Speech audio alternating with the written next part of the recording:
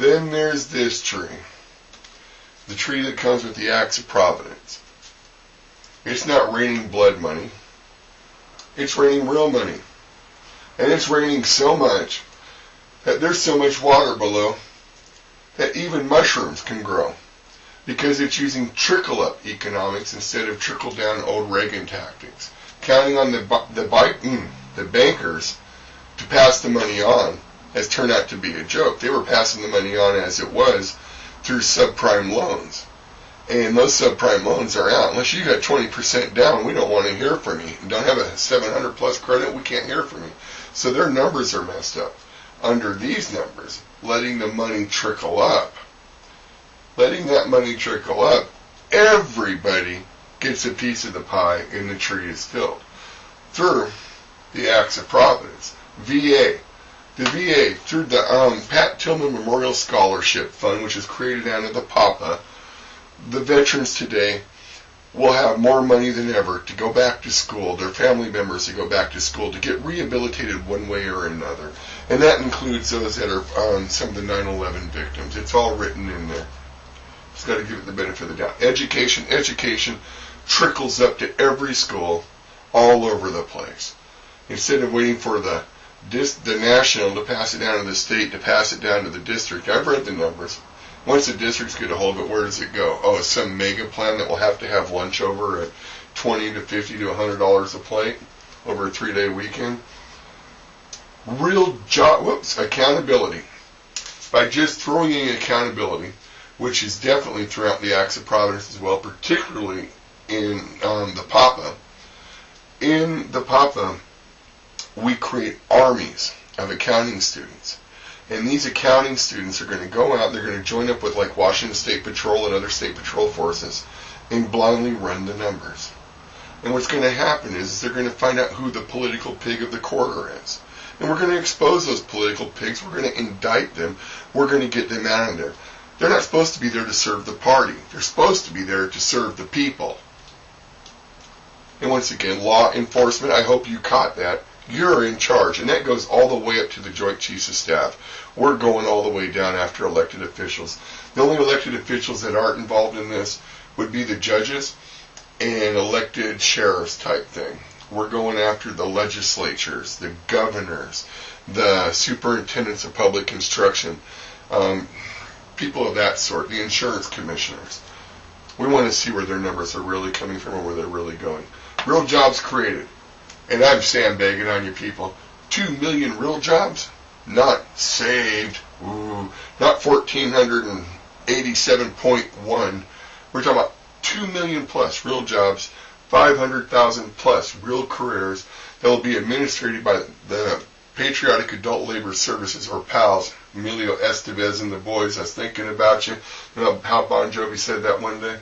And it'll be administered by the PALS. So the money will go in there, and there'll be a lot of jobs. Some of them are going to be write-out paychecks for veterans, for example, $20 an hour to help rebuild areas devastated by natural disasters. Others are going to be kind of a job-sharing pay thing where corporations will pay so much of the money and will match funds to those corporations to a certain degree to hire certain people. Law enforcement, as you heard, we're putting you in charge of accountability. We're giving you back the latitude and the money. We're giving you lots of money. You'll just have to wait till you see the numbers. You're going to trip out. But these are all ornaments on the tree that are actually getting watered, and there's going to still be more water to come. Let's go ahead and speed it up. Community should score through your law enforcement, your education, through your public works, etc. Prison overhauling. This is something I really wanted to get to. I went ahead and sent out some letters to prison. Inside the what I want to call mid-security or low-security prisons, I got a 70% approval rating on this idea. With the big houses, at 200%, it was like overwhelming. This was the brothers being overwhelming about it. The idea is to go take everybody's DNA, especially the Afro-Americans. And then those Afro-Americans that are from a Swahili tribe, for example, go back to Swahili. Those who go from a Zulu tribe go to a Zulu tribe. Hutsi or Tutsi and Hutu, they each get assigned their tribe. Now, from there, the government comes in, United States Armed Forces, and takes these individuals and trains them like the Dirty Dozen. They know they're going to be doing life in prison already. They already got the 30 to life. Or they can join the armed forces and help us take back over the African theaters. At which point, they're not only getting paid to be soldiers and free, maybe can establish their own lives while they're over there.